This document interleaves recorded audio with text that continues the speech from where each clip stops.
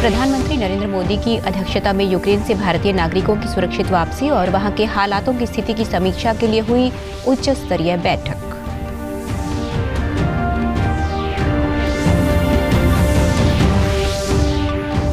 Operation Ganga के तहत भारतीय छात्रों का स्वदेश आना लगातार जारी। स्वदेश लौटे छात्रों और उनके परिजनों ने सरकार का जताया आभार।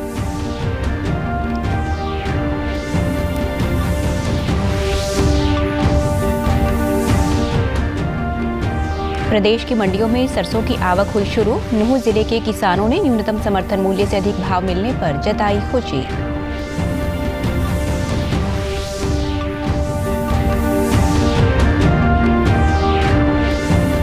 और जम्मू कश्मीर के उधमपुर में शहीद हुए मनदीप सिंह का राजकीय सम्मान के साथ उनके पैतृक गांव बोस्ती में हुआ अंतिम संस्कार। मुख्यमंत्री ने कहा, इस मुश्किल घड़ी में पूरा प्रदेश उनके परिवार के साथ। नमस्कार, मैं सारिका शर्मा। अब समाचार विस्तार से। प्रधानमंत्री नरेंद्र मोदी ने यूक्रेन से भारतीय नागरिकों की सुरक्षित वापसी और वहां के हालात की समीक्षा के लिए आज एक उच्च स्तरीय बैठक की। इस बैठक में विदेश मंत्री डॉक्टर एस जयशंकर, केंद्रीय मंत्री पीयूष गोयल, राष्ट्रीय सुरक्षा सलाहकार अजित डोभाल, विदेश सचिव हर्षवर्धन श्रृंगला सहित अन्य उच्च अधिकारी शामिल हुए। प्रधानमंत्री नरेंद्र मोदी की यूक्रेन के हालात पर यह 5वीं बैठक है। वहीं दूसरी तरफ प्रधानमंत्री नरेंद्र मोदी ने यूक्रेन से लौटे भारतीय छात्रों से गुरुवार को वाराणसी में मुलाकात की। इस दौरान प्रधानमंत्री ने कहा कि उनके भविष्य का सरकार बहुत ख्याल रखेगी। हम प्रत्येक जिले में मेडिकल कॉलेज बना रहे हैं, इससे बच्चों को बाहर नहीं जाना पड़ेगा और परिवार को चिंता नहीं होगी।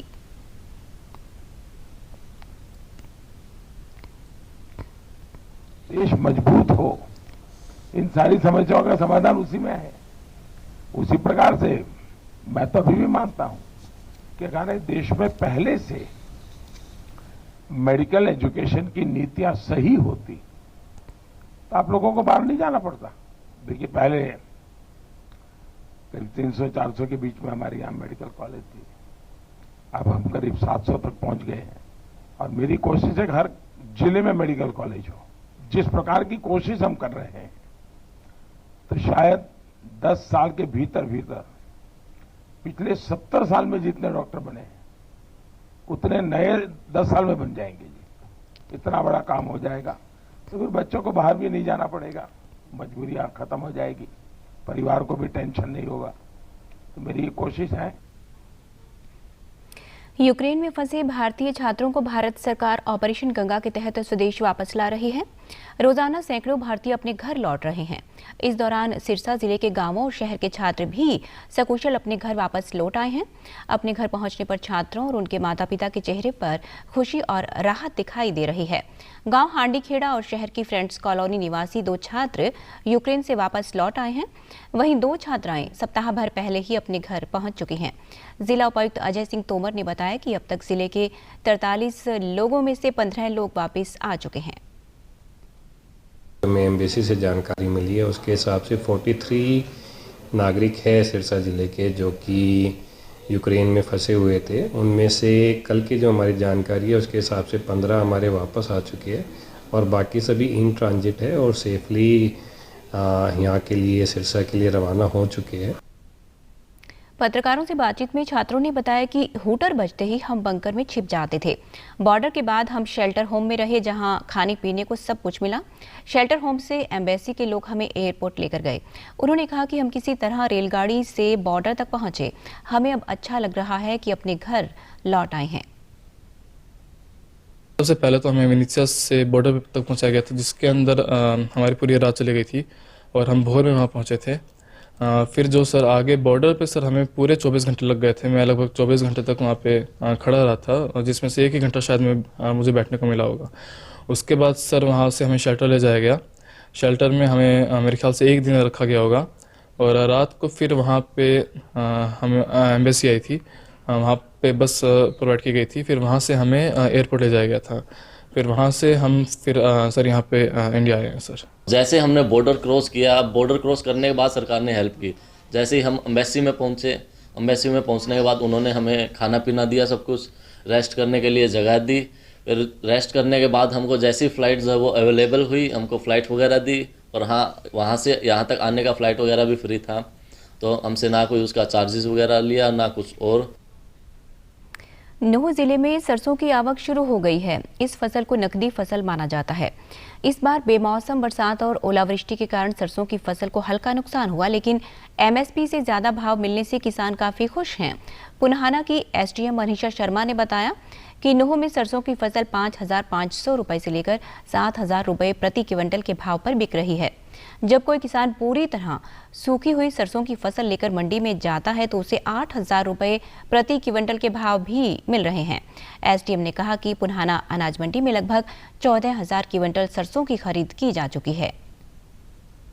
हमारा एमएसपी मस्टर्ड के लिए है 5,050, लेकिन हमारा जो मार्केट रेट जा रहा है वो 5,500 से 7,000 तक जा रहा है, और जो बिल्कुल सूखी मस्टर्ड है उसका 8,000 तक भी गया है हमारे यहाँ रेट। इसके अलावा अब तक की हमारी जो टोटल परचेज हो चुकी है वो 14,000 क्विंटल की हो गई है। इसके अलावा हमने अपने मंडी में सभी जो हमारे बेसिक फैसिलिटीज़ और अरेंजमेंट्स होने चाहिए किसान भाइयों के लिए वो करवाए गए हैं। किसानों ने कहा कि उन्होंने इस बार सरसों की बिजाई गेहूं के मुकाबले ज्यादा की थी। उन्होंने बताया कि सरसों के तय एमएसपी से अधिक रेट मिल रहे हैं। उभरे हुए दामों में हमें रेट मिल रहा है। बढ़ के जो हमें दामों में रेट मिल रहा है सरसों का, हमारी जो ओलावृष्टि की वजह से जो फसल खराब हुई थी उसकी भरपाई हमें मिल रही है। 5 किले में कम से कम सरसों बोई है और बढ़िया भाव मिला है, हमें अच्छा भाव मिला है। 6700 और 6200 6300 का भाव यहाँ मिलता है, हमें अच्छा भाव मिल रहा है। यहाँ पे ऐसे ही भाव मिल रहे हैं। आली गिली सरसों के जैसे 6,000 से ऊपर 5500, जिसको जैसे सरसों है ऐसे भाव मिल रहे हैं। फतेहाबाद जिले के गांव बोस्ती के मनदीप सिंह वीरवार को जम्मू कश्मीर के उधमपुर क्षेत्र में अपने ड्यूटी के दौरान शहीद हो गए। वे भारतीय सेना में कार्यरत थे। शहीद मनदीप का उनके पैतृक गांव में पूरे राजकीय सम्मान के साथ अंतिम संस्कार किया गया। शहीद की अंतिम यात्रा में क्षेत्र के हजारों लोगों ने नम आंखों से उनको अंतिम विदाई दी। मुख्यमंत्री मनोहर लाल ने भी शहीद मनदीप को श्रद्धांजलि अर्पित की और कहा कि इस मुश्किल घड़ी में पूरा प्रदेश उनके परिवार के साथ है। शहीद की अंतिम यात्रा में हरियाणा सार्वजनिक उपक्रम ब्यूरो के चेयरमैन सुभाष बराला भी शामिल हुए। उन्होंने कहा कि भारतीय सेना के जवान मनदीप कुमार देश की रक्षा करते हुए वीर गति को प्राप्त हुए हैं और उनकी कुर्बानी को हमेशा याद रखा जाएगा। जवान जो इंडियन टेरिटोरियल आर्मी में सेवा करता था देश की, ये अपनी ड्यूटी के दौरान बड़े दुर्भाग्यपूर्ण तरीके से हम सब के बीच से चला गया। ये केवल बोस्ती गांव की नहीं, एक जवान जब जाता है वो उस परिवार की तो हानि होती है, गांव की तो हानि होती है, उसके साथ साथ समाज, प्रदेश और देश की भी इस जवान मनदीप के जाने से बड़ी हानि हुई है। मैं इसके चरणों में श्रद्धा सुमन अर्पित करते हुए परमात्मा से प्रार्थना करूंगा कि इनके परिवार के सदस्यों को, खास करके जो माताजी हैं, उनको मनदीप के जाने के कारण से जो दुख आया है, जो तकलीफ़ हुई है, वो दुख सहन करने की शक्ति प्रदान करें। प्रधानमंत्री नरेंद्र मोदी ने सतत विकास के लिए ऊर्जा विषय पर आज एक वेबिनार को संबोधित किया। प्रधानमंत्री ने कहा कि बजट में बैटरी स्वैपिंग नीति पर विशेष ध्यान दिया गया है, जो हमारी ऊर्जा दक्षता संबंधी क्षमताओं को बढ़ा सकती है। उन्होंने कहा कि स्वैपिंग से इलेक्ट्रॉनिक वाहनों की अपफ्रंट कॉस्ट कम हो जाएगी। बैटरी स्वैपिंग पॉलिसी और इंटर ऑपरेटेबिलिटी स्टैंडर्ड्स के बारे में प्रोविजन किए गए। इनसे भारत में इलेक्ट्रिक व्हीकल के इस्तेमाल में आने वाली दिक्कतें कम होगी। प्लग इन चार्जिंग में ज्यादा समय और ज्यादा कीमत लगती है, क्योंकि इलेक्ट्रिक व्हीकल की कीमत में 40-50% बैटरी की कीमत होती है। इसलिए स्वैपिंग से इलेक्ट्रिक व्हीकल की अपफ्रंट कॉस्ट कम हो जाएगी। प्रधानमंत्री नरेंद्र मोदी ने अपने संबोधन में कहा कि हम घर के बाग बगीचे या बालकनी में प्रत्येक परिवार की एक सोलर ट्री की एक नई अवधारणा विकसित कर सकते हैं। ये सोलर ट्री घर की 10 से 20% बिजली में मदद कर सकता है। काम घरों में किया जा सकता है।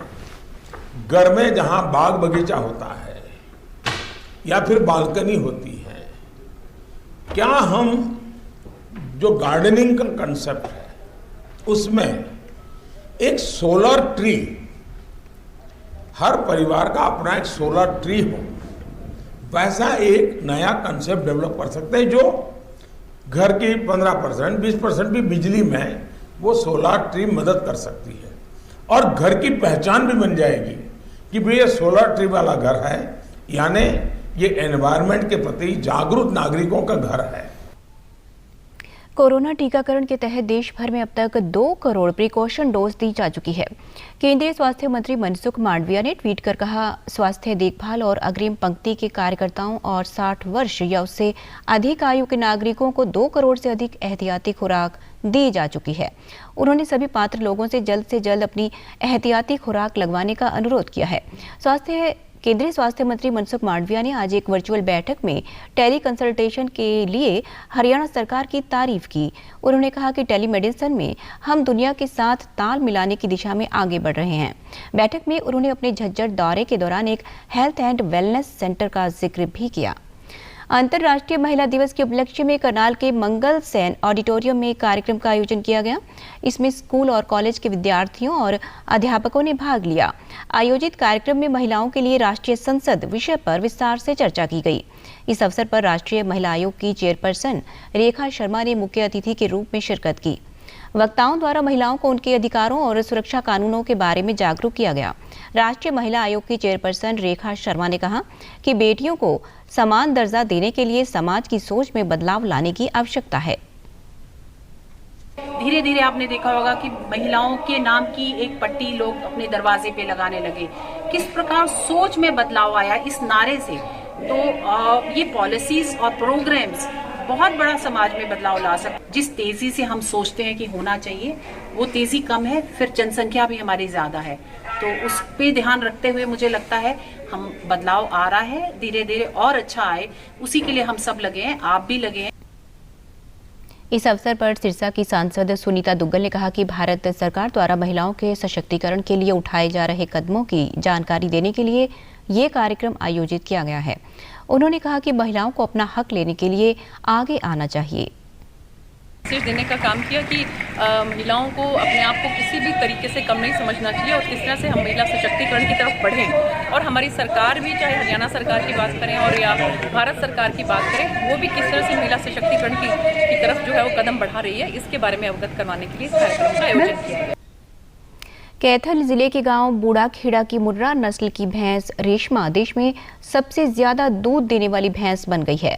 जिले के पशुपालन विभाग के उप निदेशक डॉक्टर देवेंद्र ढुल ने कहा कि नेशनल डेयरी डेवलपमेंट बोर्ड की तरफ से सबसे ज्यादा दूध देने के रिकॉर्ड के सर्टिफिकेट के साथ रेशमा को उन्नत किस्म की पहले नंबर की श्रेणी में लाकर खड़ा कर दिया है। नाम उसका रखा हुआ है, बड़ी प्यारी भैंस है और उसको पहले तो जीनोटाइप ब्रीडिंग सिस्टम से उसको बच्चा रूप में बहुत बढ़िया नस्ल के लिया। अब उसकी ग्रोइंग करने में उसको एक अच्छा बहुत बढ़िया माहौल देते हैं, जिसके कारण वो 33 किलो से भी ज्यादा दूध का रिकॉर्ड उसने बनाया है और ये हमारे लिए गर्व की बात है। पशुपालक संदीप ने बताया कि उनकी भैंस रेशमा ने पहली बार जब बच्चे को जन्म दिया तो लगभग 20 लीटर दूध था। उन्होंने बताया कि अब तीसरी बार उनकी भैंस रेशमा ने मां बनकर 33 किलो 800 ग्राम दूध के साथ एक नया कीर्तिमान स्थापित किया है।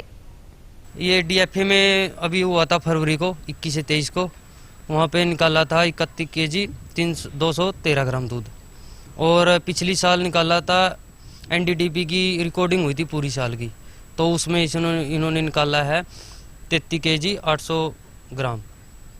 ठीक है, तो उसका वो नेशनल का टॉप का आ गया रिकॉर्ड। जी के हमारा गांव के नरेश की भैंस ऑल इंडिया में फर्स्ट आई है दूध में और बहुत हमारा गांव का नाम रोशन किया है। माने बहुत खुशी है जी, नरेश की भैंस ने सबसे ज्यादा दूध दिया सारी इंडिया में। अंत में इस बुलेटिन के मुख्य समाचार एक बार फिर।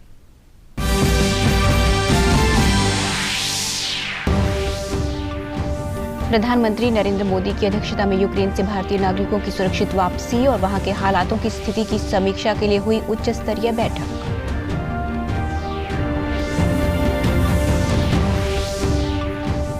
ऑपरेशन गंगा के तहत भारतीय छात्रों का स्वदेश आना लगातार जारी। स्वदेश लौटे छात्रों और उनके परिजनों ने सरकार का जताया आभार।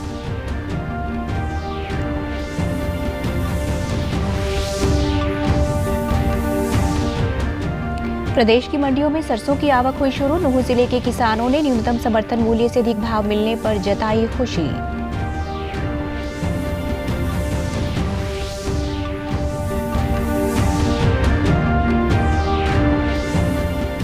और जम्मू कश्मीर के उधमपुर में शहीद हुए मनदीप सिंह का राजकीय सम्मान के साथ उनके पैतृक गांव बोस्ती में हुआ अंतिम संस्कार।